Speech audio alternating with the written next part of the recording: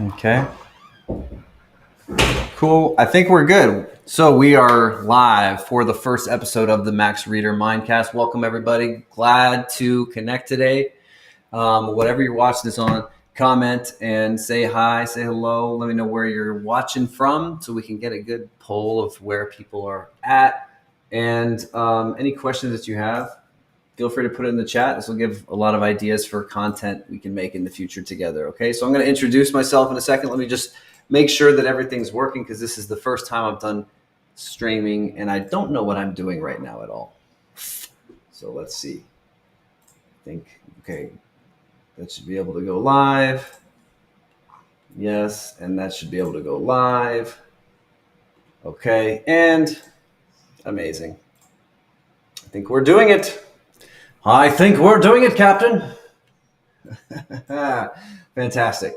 Okay, this has been a long time coming. So yeah, I wanted to go live at 9 p.m. Central Time. Here it is at 10:24 p.m.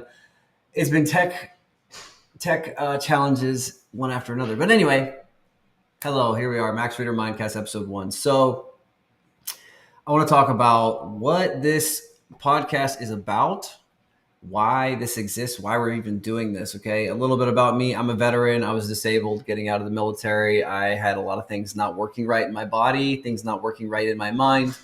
And I'm really grateful for the experience, to be honest, because it put me through so many challenges and, awakening triggers that I learned a lot about myself. And, I started to learn about maybe what we're supposed to be learning here in this consciousness school. So I was able to heal myself from all of the stuff, all the afflictions that doctors couldn't help me with after the military. And now I help people to learn to do the same thing, to heal themselves with just consciousness, with just the mind. And thus the Mindcast of this show is part of the name, because it's all about what you can do with the mind. When you expand your consciousness, you can tap into healing abilities and some very interesting abilities that a lot of people consider to be completely supernatural. So what's going on? Hey, Becca, nice to see you. Oh, that's Riva. What's going on? All right, yeah. Stay active, engage with the chat so I can see you. I'm trying to figure out how this platform is working, so let me know how it's going. But we got a little program for you today. So there is a Discord link in the bottom of the video. Hopefully you can see it on all the platforms, but basically that's going to be for the call-in segment of the show. Okay, so I'm going to go through some things. We're going to talk about some stories about real-world experiences that people have had that really show you the possibilities of consciousness. Okay, really exciting stuff. And hey, you're interviewing Rasim tomorrow. Oh, cool, man. Yeah, good luck. I think that'll be an interesting interview. Yeah, Ken's really cool. I highly recommend checking out Ken Jolly's videos on YouTube. What were we talking about? Right, we're getting into the healing stories, the miraculous stories of consciousness. So first of all, let's set a disclaimer, okay? Everything that we talk about in the show is for entertainment purposes only. It's all just a point of view, okay? None of it is really law that should be followed. None of it is really perspectives that should be listened to. It's all just points of view that are shared. They're totally neutral, and they may be useful for you. They may be not, but that's all they are, is a point of view. I'll invite you to step out of the normal rational mind that we tend to get stuck in, okay? Because most of us, we're very head dominant, and we're not just head dominant. We are left brain dominant. Okay, we're too analytical, too verbal, and we're actually disconnected from reality because we stay in our little logic bubbles that we create. We create this flow of how things work, this internal belief structure. And the more that we hold on to this belief structure as an absolute truth, like it must be this way, peer-reviewed studies, blah, blah, blah, blah, blah. Well, the more rigid you make your mind, the more rigid your body will be, the more limited your possibilities will be in your life experiences. So the most is always possible when you're the most open to possibilities. Does that make sense? So I invite you to hold back on just needing to interpret with the logical mind, and also pay attention to the attunement that you feel inside the body as certain concepts come up and as you're navigating certain ideas and frameworks. Okay. And like I said, we're going to take some calls on the show. So if you want to ask some questions live on the show, check out the Discord link in the bottom. All right. So I wanted to get into some examples of what we're talking about here and what this is. We're going to start with talking about just some regular average Joes. I think everybody recognizes that, or most people will recognize that there's a lot of higher potential that the human has. And maybe the best way that we can access these aspects are through the mental spiritual approach. So hang on, I want to make sure that, okay, I can't even see the stream, but we want to explore the aspect of consciousness that is the formative, fundamental layer of everything we experience. Okay, so a lot of people think about healing. They think about what's the perfect diet, got to get rid of the parasites, got to get rid of this chemical imbalance or whatever. We're thinking very physical, very material reductionist. Okay, and this is a point of view that we in Western society are kind of infamous for getting locked into. Okay, because not everything's material. Things have a spiritual essence. There's an invisible intelligence that surrounds and is imbued in objects and organisms that we seem to be able to connect to with more than just our material senses. Okay, so a couple of stories about this, just what's possible with healing, and we're gonna have more on future episodes, but this is the inaugural maiden voyage here, so I don't have all the cool graphics right now. I'm still total newbie to all of the streaming stuff. So you did Ken Jorley last week. Oh, cool. Yeah, he's in your field. Well, we're going to get into Joe Pinella first off. So he's a guy, this is an Arizona man. Now, this was about, I don't have the exact year noted down here, but Joe Pinella is an Arizona man, Flagstaff, near Flagstaff, Arizona. And a few decades ago, I think it was in the 80s, his car took a tumble off of a cliff and he shattered some of his vertebrae. He had missing discs. He had herniated discs. He had a total mess.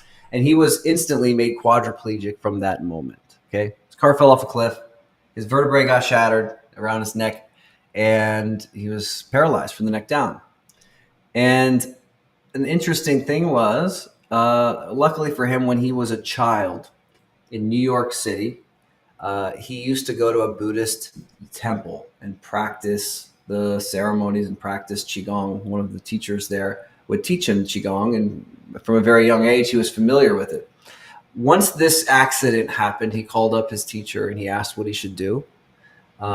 Keep in mind, he's paralyzed from the neck down. And this teacher said, well, you should just get in a pool of water and imagine you're doing the exercises that you used to do. So just by imagining, he was supposed to experience something according to his teacher. Well, he started to do this, and it was about 6 months before he finally started experiencing a significant change. And he noticed that he was able to move his fingers while he was in the water, just practicing the visualizing of the Qigong movements. And fast forward to today, he now has made a full recovery from being complete quadriplegic, completely paralyzed, and can now teach Tai Chi and Qigong and ballet. Completely paralyzed to being a ballet dancer and Qigong teacher. So that's one example of recovery, but that's probably just, a complete random anecdote that holds no water and doesn't matter, right? That's just one guy in Arizona who did the impossible. No one's supposed to be able to heal from paralysis, right? There was another guy, Bruce Van Natta, okay? And this was, I don't have the state, but this was back also around the same time frame. Now, he was going outside. He was under a logging truck helping his coworker. The truck was jacked up, but it didn't have a stabilizing block. There was a lot of weight on the truck, and actually the jack gave way, so it went flying. This guy, Bruce, gets crushed by the truck. He gets crushed right here. Okay, so all of this is crushed. Most of his stomach's destroyed, his spleen, His pancreas is destroyed. Most of all, his small intestines were completely eliminated. He actually had to get 18 to 20 feet of his small intestines removed after this experience. And they also thought he wouldn't even make it, but he had some interesting experiences while he was um, dying after getting crushed by the truck. So he was going in and out of consciousness. Okay. And he died. He was viewing himself above his body. Paramedics came, and one of the paramedics was actually praying over him, slapping his face. He kept coming back to his body. So he would come back to his body and then experience lucidity. He's feeling all the pain again. And he decides that he doesn't want to be here anymore. So he decides that he doesn't want to experience this life, kind of like when you don't want to be awake and you just want to go back to sleep, and he decides to just leave. So again, he goes out of his body, he's full of peace, feels amazing, and he's looking above everything. And then a couple more times it happens, twice more it happens, where she starts slapping his face, like, come back, come back, come back, come back. Silently, she's praying to herself, or praying to God over this person. And he comes back each time. And long story short, he's able to be resuscitated. He goes to the hospital, doesn't have much life expectancy, doesn't have much of a chance of continuing life much longer.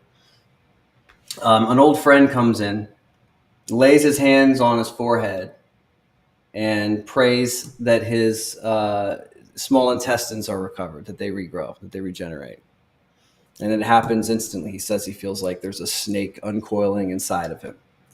And basically, from having most of his small intestines removed, he regrew his small intestines in almost an instant.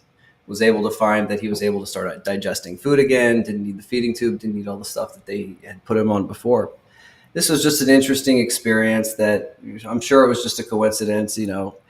How could we even reproduce these things, right? This is just one person, isolated incident. It's impossible to tell if these things are real, right? It's just an anecdote, what they call in the nowadays, especially the allopathic medicine world. It's just an anecdote. It doesn't hold any water. And then we go into a different area of the world. Let's go to China. Let's go to China and see what's going on there, okay? Also, around the same time frame, okay, in the 80s is when this guy made a splash, Tian Ruisheng. But before the 80s, this all started way back in the 1930s, where he had an incurable skin disease. He was diagnosed when he was 12 years old. This is in China, okay? And he was in the town of Luoyang, China. He was diagnosed with an incurable skin disease, and there was nothing the parents could do. But one night there was a Buddhist monk that decided to come in and stay. He asked if he could stay the night. Well, he actually ended up staying with the family for a few nights. He met the kid with the skin disease, and he showed him Qigong, showed him how to do this secret process that was passed down through whatever order this monk had belonged to. And over the course of 3 days, practicing with this monk and practicing the Qigong, doing whatever energy treatments they did, this 12-year-old kid, Tian Ruisheng, completely healed of the skin disease. Okay, so then the monk gave him this secret technique. It's called Shang Qigong now. And he told him, don't tell a soul because it's secret. Practice it in secret alone for 50 years. He practiced this technique alone for 50 years. It's fragrant Qigong. If you've been following me for a while, I've shown it in this group. We've done a video. Looks a little something like this, but it produces a fragrance, and you start getting, it's a cultivation technique, and it also helps open your meridians and enhance your fragrance. He's practicing this for 50 years, okay, consistently. And finally decides to start showing people after 50 years. He keeps his promise to the monk. The first group of people he showed, he asked his friends, he asked people that he knew to just bring a bunch of people together that were sick, people that had problems that needed help. And in the first group of people healed autoimmune diseases, people healed cancer, people healed paralysis. Again, we have paralysis healing. It's very interesting, just with the mind and the energy system. But he just showed this to a test group of people. That test group, I think it was about 100 people. They had really good results, and then they started bringing people. And this started a big movement. Okay, and this was in '88 when this started in China. It was starting a big movement of people. Everybody started practicing this, and it became a huge sweeping movement throughout China. And in the 90s, it all came to a crux when it was getting very popular, and millions of people were practicing these internal arts and experiencing all kinds of miraculous healings, special abilities. And Tian Ruisheng eventually went into hiding. But before he did, he packed stadiums full of people and would do mass healings on people.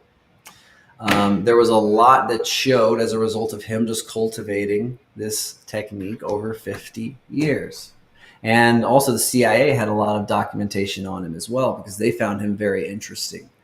One of the things they had documented about him was that he worked on a guy that had 4/5 of their stomach removed from a stomach cancer. And with working on the guy and giving him energetic treatments, his stomach was able to completely regrow. So we have all these instances of regeneration happening where almost any doctor would tell you that it's impossible. And anytime the impossible happens, we call it a miracle. Okay, we see miracles in our organization all the time. I don't really think of them as miracles. They don't seem like something that is that out of the ordinary. It seems more something that's within the scope of human capability, but it's something that we're not told. And we're so often distracted, even by people that are well-intentioned, that say, take this herb, take this supplement, take this pill, when at the end of the day, the root cause, the thing that's out of balance is the consciousness. Is that making sense so far? So we have these stories, just some random stories. Joe Pinella, Bruce Van Natta, this regeneration, paralysis healing, Tian Ruisheng, healing of the skin disease, and then going on to heal many thousands of people throughout China, then going into disappear. There's another interesting person. I wanted to add a diverse background of people, lay people, religious people, non-religious people, whatever, in different backgrounds to show that there's a common denominator here. Okay. And this is just one more story. St. Padre Pio, one of my favorite examples of this. And this was back in early 1900s during World War I. Okay. Did you ever hear that there was some really mystical stuff seen over Italy in the skies during World War I? Actually, there were a lot of crazy stories, but one of them is about Padre Pio. And he was known very early on for developing stigmata, walking with Christ consciousness, displaying signs that he was very close to Christ, and also was someone that would always talk about meditation. He would talk about the importance of daily reflections, daily internal reflections and meditations. But he was someone that was very gifted. He was seen levitating by some of his other monks at times. But he also had a lot of health stuff that he would struggle with for a while. What was really interesting was he became pretty renowned in his community because people knew that he had these abilities. They knew that he had this signpost of a high level connection with the creation consciousness. And he made a promise to the people. In this village, it was San Giovanni Rotondo. Okay, and sorry if I'm butchering the pronunciation, but it was this village called San Giovanni Rotondo, where he lived, where his monastery was, or his church, because he was a priest. He was originally a Franciscan friar, and he was a priest, and he held services. He was actually sanctioned by the Catholic Church for a while because they didn't like the messages that were getting out from what people saw, because he was known to perform miracles. Anyway, during World War I, it was really coming to a point because people were afraid. There was war brewing. And he promised the people of San Giovanni Rotondo that he would protect them and he wouldn't let anything happen to them. But what is a monk / priest going to do to protect from bombers? So actually, what airmen experienced when they were over the Italian town of San Giovanni Rotondo was they saw a friar flying in the sky with his hands outstretched, and he would prevent them from dropping their bombs. In one instance, he caused them to drop early so that they landed in an open field. In other instances, pilots would be trying to drop their bombs and the hatches wouldn't open, so they couldn't release them. There would just be malfunctions. But they would see this flying monk that would be flying beside their planes, or that would just be floating in the sky. And so one day, one of the captains, he takes a couple of his people in his squadron down to the village because he's heard about this friar. And sure enough, there's the guy that they saw flying in the sky, Padre Pio. And he's a Catholic saint today, but still a lot of people don't know about the levitating monk that stopped planes from dropping bombs in World War One. So he was exhibiting teleportation, bilocation, all kinds of telekinesis, crazy stuff. And this was just not something that he was really doing on purpose either. It was just a side effect of his development of his mind, of praying and meditating from a very young age and consistently doing it all the time. So the common denominator, what's the point of all of this? Why do I tell all these random stories? The reason that I'm bringing these up is because it all shows that there's something well beyond the scope of the material realm that we don't account for.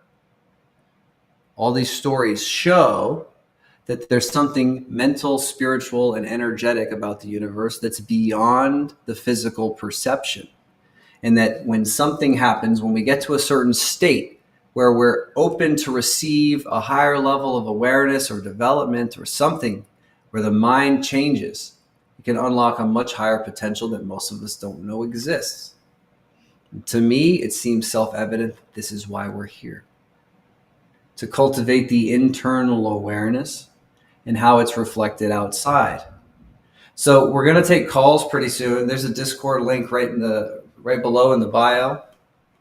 And if anybody wanted to jump into the calls, we can do that. We don't have it optimized right now. Yeah, isn't it an interesting story? Earth River, thanks. Appreciate you. Yeah, I've been seeing your comments around. I just noticed before the live. Good to see you. Thank you. So let me know. Let's see if we could post the links for the call in the comments so that people could get access, and we can give that a shot. And I just realized I also forgot to go live on TikTok. Hey.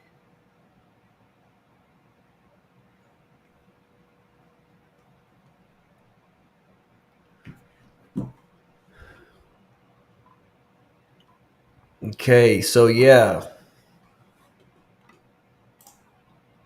I think we're...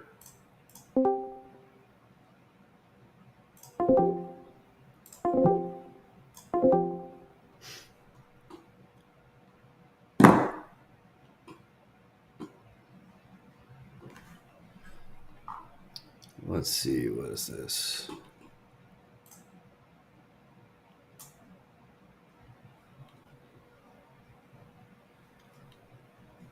I think we're going to have to take a rain check on this call functionality. I think we got it mostly working though. So this is a good first try. Okay. So I think we're going to have to take a rain check and start the call stuff on episode number 2.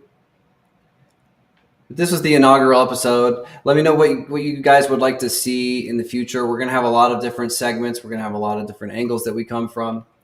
Wanted to do something for this live. Streaming is a whole other world. Oh my gosh. This is my first time figuring this stuff out.